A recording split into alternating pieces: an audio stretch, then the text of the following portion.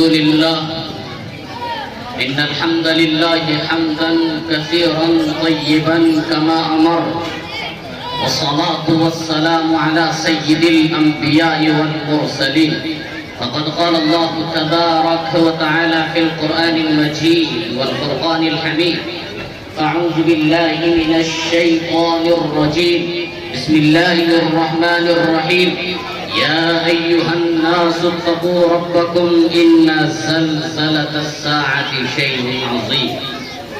وقال الله تبارك وتعالى: ألم تر كيف فعل ربك بعاد إرم ذات العماد التي لم يخلق مثلها في البلاد وثمود الذين جابوا الصخر بالواد وفرعون ذي الأوتاد الذين طغوا في البلاد فأكثروا فيها الفساد فصب عليهم ربك سوط عذاب إن ربك لبالمرصاد. وقال النبي صلى الله عليه وسلم: بين يدي الساعة يسهر الربا والزنا والخمر. وقال النبي صلى الله عليه وسلم: خير الناس من ينفع الناس. وقال النبي صلى الله عليه وسلم: اللهم بارك لنا في رجب وشعبان وبلغنا رمضان، او كما قال عليه الصلاة والتسلیم. دائز پر حضرات علماء کرام اور قابل قدر میرے نوجوان اور عزیز ساتھیوں، اللہ رب العزت کا بہت ہی بڑا کرم، اس کا فضل اور اس کا احسان ہے کہ اس نے ہم سب کو اس رات کی برکت اور توسط سے یہاں جمع فرمایا. دعا کرے کہ اللہ رب العزت ہمارے اس جمع ہونے کو قبول فرمائے. آمین. کہو زور سے آمین. آمین. آج 15ویں شعبان ہے. اگرچہ یہ پورا ہی مہینہ انتہائی بابرکت و عظمت والا ہے، لیکن اس ماہ محترم کی 15ویں شب جو شب برات کہلاتی ہے، یقیناً یہ ایک الگ ہی مقام رکھتی ہے. یہ بہت فضیلت والی رات ہے. قرآن و حدیث میں اس کے بے شمار فضائل وارد ہوئے. اس رات کو شب برات اس لیے کہتے ہیں کہ برات کے معنی ہیں آزادی، چھٹکاری اور رستگاری کے. چونکہ اس رات میں لاتعداد انسان رحمت باری تعالیٰ کی برکت سے جہنم سے نجات حاصل کرتے ہیں، اس لیے اس کو شب برات کہتے ہیں. خادم رسول حضرت انس بن مالک رضی اللہ تعالیٰ عنہ سے مروی ہے کہ جب رجب کا مہینہ شروع ہوتا تو حضرت نبی کریم صلی اللہ علیہ وسلم یہ دعا فرمایا کرتے تھے: اللہم بارک لنا فی رجب و شعبان و بلغنا رمضان. یا اللہ رجب اور شعبان میں برکت عطا فرما اور ہمیں رمضان تک پہنچا. علامہ عبد الرحمن صفوی علیہ الرحمہ تحریر فرماتے ہیں کہ تورات جو حضرت موسیٰ علیہ السلام پر نازل ہوئی، اس میں لکھا ہے کہ جو شعبان میں لا الہ الا اللہ ولا نعبد الا اياه مخلصین لہ الدین ولو کرہ الکافرون پڑھتا ہے تو اللہ تبارک و تعالیٰ اس کے لیے 1000 سال کی عبادت لکھتا ہے اور اس کے 1000 سال کے گناہ مٹا دیتا ہے. اور وہ اپنی قبر سے اس حالت میں اٹھے گا کہ اس کا چہرہ 14ویں رات کے چاند کی طرح چمکتا ہوگا اور وہ اللہ تبارک و تعالیٰ کے نزدیک صدیق لکھا جائے گا.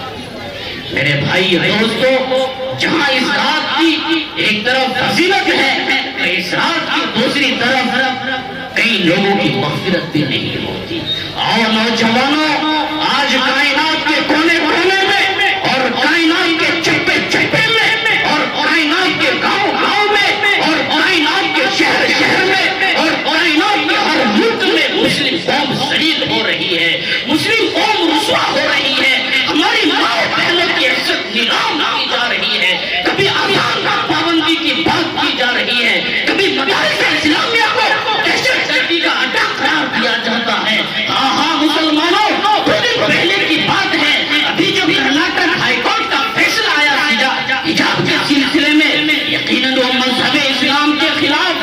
ہم اس فیصلے کی مذمت کرتے ہیں. اور مسلمانوں قرآن کہتا ہے کہ جس کا قتل ظلم کیا ہے اور جس کا قتل انسانیت کو کچلا ہے اللہ نے اس طاقت کو نیست و نابود کیا ہے اور اس کو صفحہ ہستی سے مٹایا ہے.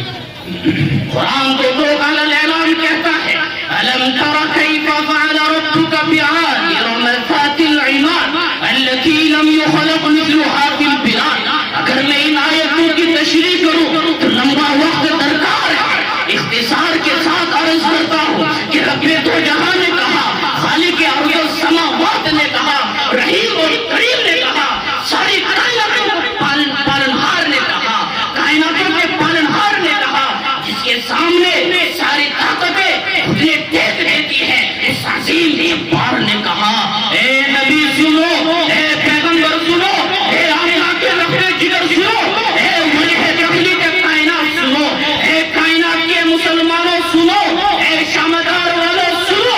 اس دھرتی پر قوم عاد آئی تھی. ہم تمہیں بتاتے ہیں کہ اس دھرتی پر قوم عاد آئی تھی, قوم سمود آئی تھی, فرعون آیا تھا, زمین پر فساد پھیلایا, زمین پر ظلم کیا. قوم عاد اور قوم سمود کے بارے میں مفسرین لکھتے ہیں کہ یہ بڑی بڑی قومیں تھیں, طاقتور قومیں تھیں, انہیں بیماری تک نہیں لگتی تھی, یہ پیدا ہوتے اور مرتے تھے. اللہ خود ہی کہتا ہے الذی لم یخلق مثلها فی البلاد, ہم نے انہیں پر شہروں میں پیدا نہیں کیا. فاکثروا فیہا الفساد, سو یہ زمین میں فساد پھیلانے میں لگے, زمین میں ظلم کرنے میں لگے, انسانیت کو تقریر دیے, مبتلا کرنے میں لگے. آپ جانتے ہو اللہ نے کیا کہا ہے جب یہ قوم اور یہ لوگ جنہیں اللہ نے طاقت دی تھی, جنہیں اللہ نے ہنر دیے تھے, جو ساری کائنات میں اپنے طاقت کا لوہا منوا چکے تھے, جو ساری کائنات میں اپنے طاقت کو منوا چکے تھے, لیکن جب انہوں نے زمین پر ظلم کیا, زمین پر فساد پھیلایا, تو اللہ نے سب کو صفحہ ہستی سے مٹا دیا. میں نہیں کہتا, اللہ کہتا ہے, میں نہیں کہتا, احکم الحاکمین کہتا ہے وَصَبَّ عَلَيْهِمْ رَبُّكَ صَوْتَ عَذَابٍ, سو تیرے رب کے عذاب کا کوڑا ان پر برسا. کہاں ہے قوم عاد, کہاں ہے قوم سمود, کہاں ہے فرعون؟ اللہ نے سب کو مٹا دیا, اللہ نے سب کو نیست و نابود کر دیا اور قیامت تک کے لیے اعلان کر دیا. اور کرسیوں پر بیٹھ کر انسانیت کا قتل کرنے والوں اور کالا قانون بنا کر انسانیت کو دکھ اور تکلیف دینے والوں سنو اور اچھی طرح سے سنو اور کان کھول کر سنو. میں نہیں کہتا, اللہ کہتا ہے, میں نہیں کہتا, احکم الحاکمین کہتا ہے, میں نہیں کہتا, ساری طاقتوں کا پیدا کرنے والا کہتا ہے. اگر تم زمین پر ظلم کرو گے, اگر تم زمین پر فساد پھیلاؤ گے, تو یہ کرسی تمہارے پیر کے ٹھوکر کے نیچے رکھ کر اچھال دی جائے گی اور تمہاری کوئی حیثیت زمین بھی باقی نہیں رہے گی. ہائے ہائے مسلمانوں, یہ دل کا درد ہے, اسے محسوس کرنا. جو لوگ حکومت کی کرسیوں پر بیٹھ کر ملک کی گنگا جمنی تہذیب کو ختم کر دینا چاہتے ہیں, وہ اچھی طرح سنیں اور کان کھول کر سنیں کہ ہمیشہ صبح نہیں رہتی, کبھی شام بھی ہوتی ہے. یہ حکومت کی کرسی کبھی کسی کو ملتی ہے, کبھی کسی کو ملتی ہے. جنہیں اللہ نے کرسی دی ہے انہیں چاہیے کہ وہ اللہ کی مار سے ڈرے, اللہ کی پکڑ سے ڈرے. میرے بھائی دوستو, میں نے آپ حضرات کے سامنے ایک اور حدیث مبارکہ کی تلاوت کی ہے. اس حدیث پاک میں اللہ جناب آقا رسول اللہ صلی اللہ علیہ وسلم نے 3 چیزوں کو بیان کیا ہے. بین یدی الساعۃ یسہر الربا والزنا والخمر. وہ کائنات کے مسلمانوں سنو, اور نبی کے چاہنے والوں, اور نبی سے محبت کرنے والوں, اور نبی سے سچا عشق کرنے والوں, نبی کا فرمان سنتے جاؤ. نبی فرماتے ہیں اگر 3 گناہ تمہاری زندگی میں داخل ہو گئے, اگر 3 گناہ تمہاری زندگی میں آ گئے, تو پھر تم چاروں طرف پریشانیوں میں گھیر لیے جاؤ. فَارْتَقِبُوا عِنْدَ ذَلِكَ رِيحًا أَمْرًا زَلْزَلَةً وَخَسْفًا وَمَسْخًا. نبی فرماتے ہیں کہ یہ 3 گناہ تمہیں اللہ کی پکڑ کا مستحق بنائیں گے, اللہ کی پکڑ آئے گی, اللہ کا عذاب آئے گا, اور پھر تم کائنات کے کونے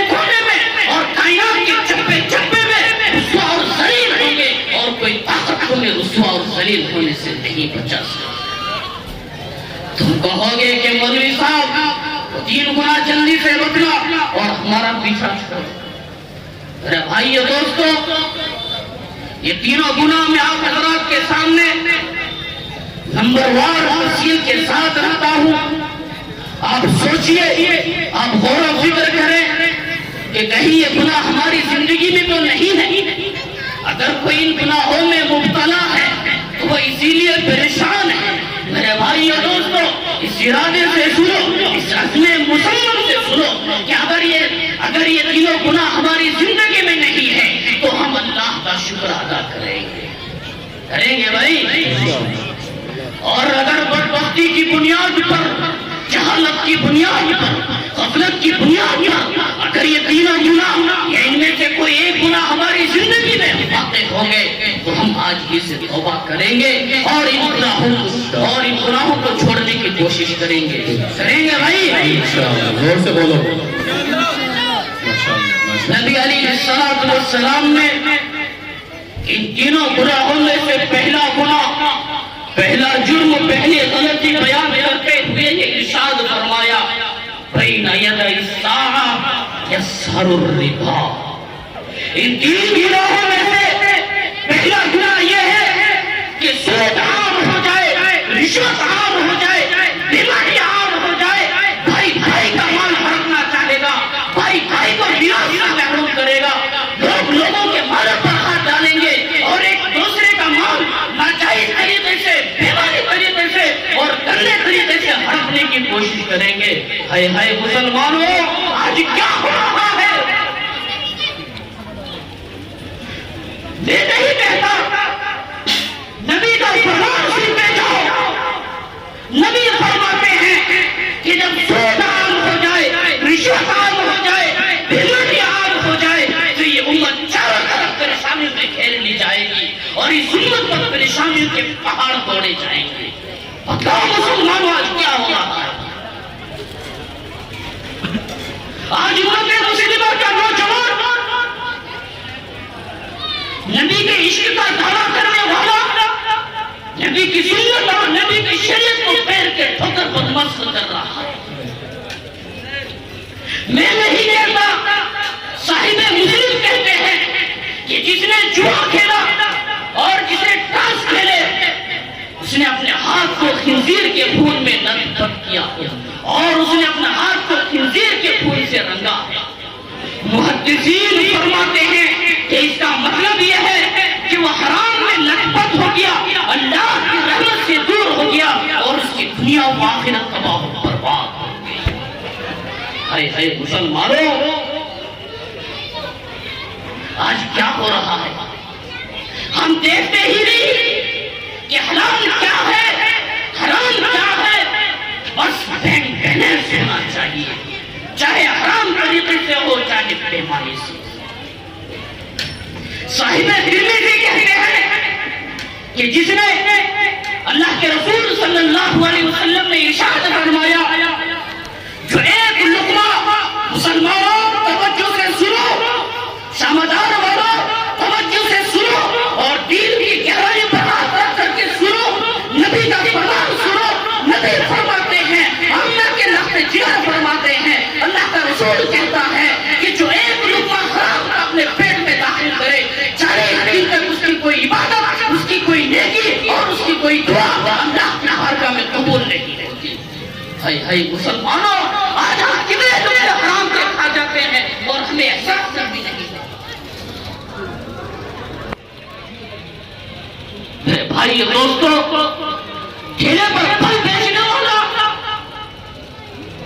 بیماری کرنے کی کوشش کرتا ہے، جھوٹ بولنے کی کوشش کرتا ہے. ہم کہاں جا رہے ہیں؟ ہم بولتے ہیں تو پورا نہیں بولتے، ہم ناپتے ہیں تو پورا نہیں ناپتے، ہم تجارت کرتے ہیں تو خالص مال نہیں دیتے بلکہ ہم مال کے ساتھ ملاوٹ کرتے ہیں. اسی لیے نبی نے کہا، پیغمبر نے کہا، آمنہ کے لخت جگر نے کہا کہ جب امت میں سود عام ہو جائے، بیمانی عام ہو جائے، رشوت عام ہو جائے تو یہ امت چاروں طرف پریشانیوں میں گھیر لے جائے. میرے بھائی دوستو، ذرا سوچو اور سمجھو. سعد بن وقاص رضی اللہ تعالیٰ پیغمبر کے صحابی ہیں، نبی کے صحابی ہیں، اللہ کے نبی کی بارگاہ میں حاضر ہوئے اور عرض کرنے لگے کہ یا نبی اللہ، میں مستجاب الدعوات بننا چاہتا ہوں، آپ کوئی مجھے عمل بتلا دیجیے۔ آپ کو معلوم ہے کہ مستجاب الدعوات کسے کہتے ہیں؟ مستجاب الدعوات ایسے شخص کو کہتے ہیں جو دعا کرے اور فوراً اس کی دعا قبول ہو جائے، ایسے شخص کو مستجاب الدعوات کہتے ہیں۔ نبی نے فرمایا کہ اگر تم مستجاب الدعوات بننا چاہتے ہو تو ایک کام کرو، اپنے پیٹ کو، اپنے منہ کو، اپنے ہاتھ کو، اپنے جسم کو عین حرام سے بچاؤ، حرام خوری سے بچاؤ، مستجاب الدعوات بن جاؤ۔ میرے بھائیو دوستو، شاید آپ کو یہ معلوم نہ ہو کہ حرام کتنا بڑا گناہ ہے اور اس کی لہو سے کتنی زیادہ ہے، جس کی بنیاد پر انسان کہاں سے کہاں چلا جاتا ہے اور اس کا احساس نہیں ہوتا۔ وہابی میں منبع رحمت اللہ علیہ نے ایک بڑا عجیب و غریب اور دل دہلا دینے والا واقعہ تحریر کیا ہے۔ وہ فرماتے ہیں کہ حضرت موسیٰ علیہ نبی صلی والسلام، حضرت موسیٰ علیہ نبی علیہ السلام کے زمانے کا ایک شخص ہے، آپ کا ایک امتی ہے، وہ جنگلوں بیابان میں بیٹھا ہوا ہے اور اس کے جسم پر کپڑے سلامت نہیں ہیں، وہ اللہ کے سامنے عاجزی کے ساتھ، انکساری کے ساتھ روتے ہوئے دعا مانگ رہا ہے۔ حضرت موسیٰ علیہ السلام کا ادھر سے گزر ہوا، آپ نے دیکھا کہ میری امت جنگل و بیابان میں پریشان اور اللہ کی بارگاہ میں عاجزی کے ساتھ، انکساری کے ساتھ روتے ہوئے دعا مانگ رہا ہے۔ میرے بھائی دوستو، ہر نبی، ہر رسول رحمت بینگ کا پتلا ہوتا ہے۔ حضرت موسیٰ علیہ السلام آگے بڑھے اور اس شخص سے کہا کہ کیا بات ہے، کیا کر رہے ہو؟ اس شخص نے کہا کہ تمہیں ہم سے کیا لینا دینا؟ جب کوئی آدمی عجیبی آدمی سے ملاقات کرتا ہے تو ویسے ہی جواب دیتا ہے۔ تو اس شخص نے کہا کہ تمہیں ہم سے کیا لینا دینا؟ تو حضرت موسیٰ علیہ السلام نے فرمایا کیا تجھے معلوم ہے کہ میں کون ہوں؟ اس شخص نے کہا کہ نہیں۔ پھر حضرت موسیٰ علیہ السلام نے فرمایا کہ میرا نام موسیٰ ہے، میں اللہ کا نبی ہوں۔ تو یہ دعا مانگنے والا شخص اٹھا اور عرض کرنے لگا، اے موسیٰ، مجھے معلوم ہے کہ آپ طور پہاڑ پر جاتے ہیں اور اللہ سے ہم کلامی کا شرف حاصل کرتے ہیں۔ اب کی بار جب آپ طور پہاڑ پر جائیں تو میرے لیے اللہ سے یہ سفارش کریں کہ میں اس جنگل میں 40 سال سے ایک دعا مانگ رہا ہوں اور وہ اللہ کی بارگاہ میں قبول نہیں ہو رہی ہے۔ حضرت موسیٰ علیہ السلام نے فرمایا کہ ٹھیک ہے، جب میں طور پہاڑ پہ جاؤں گا تو اللہ سے تمہاری سفارش کروں گا۔ حضرت موسیٰ علیہ السلام طور پہاڑ پر پہنچے اور اللہ سے بات چیت ہوئی اور بات میں اس قدر مشغول ہوئے کہ بھول گئے کسی نے کچھ کہا بھی تھا۔ حضرت موسیٰ علیہ السلام جب بات چیت کر کے واپس ہونے لگے تو اللہ نے خود یاد دلایا کہ موسیٰ،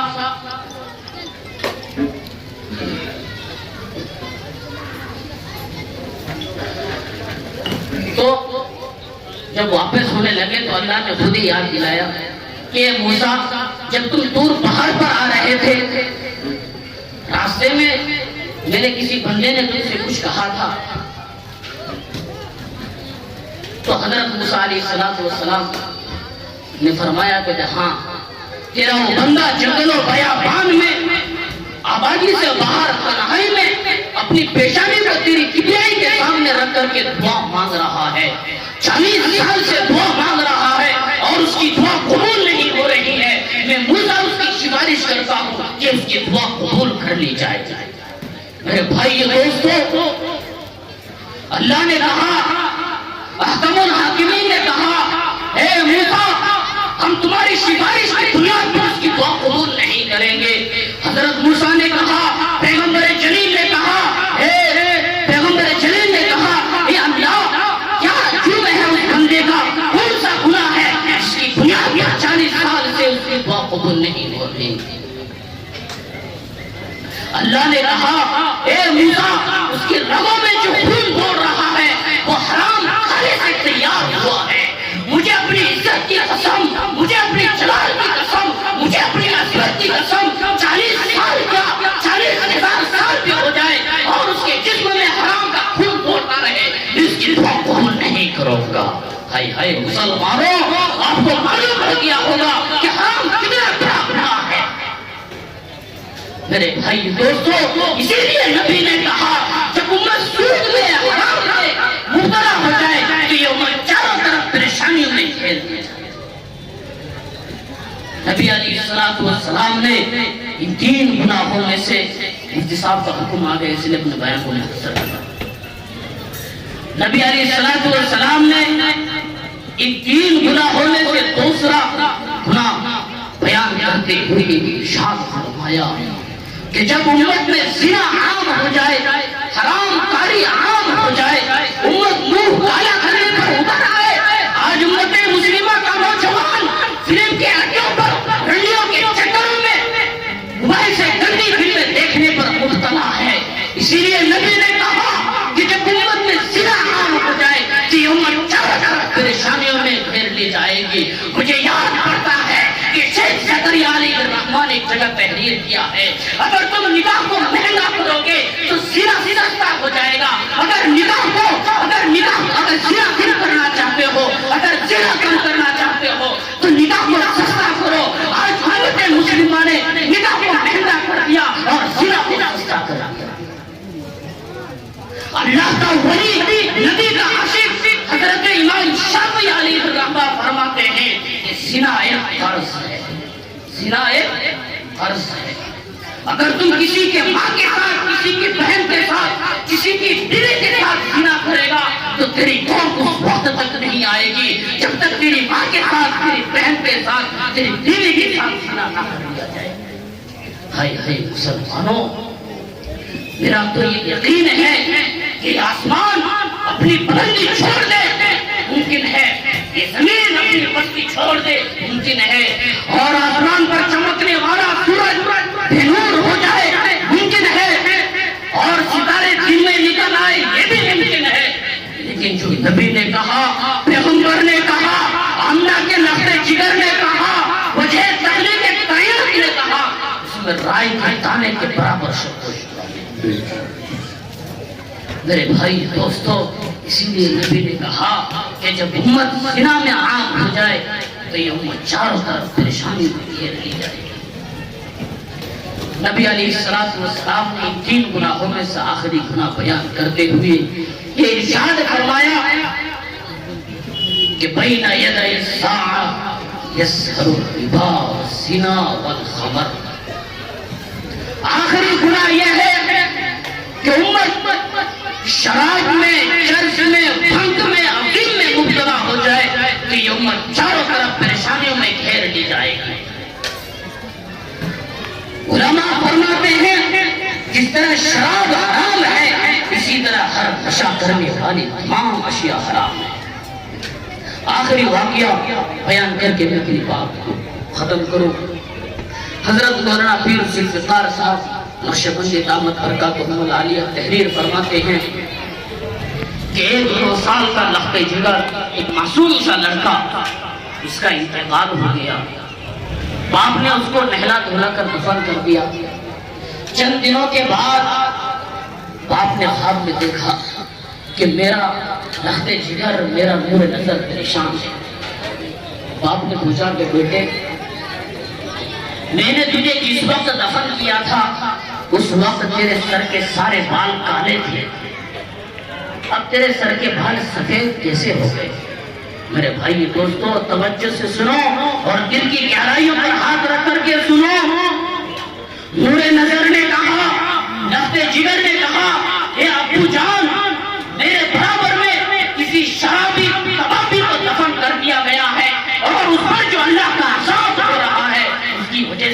سر کے سارے بال سفید ہو گئے.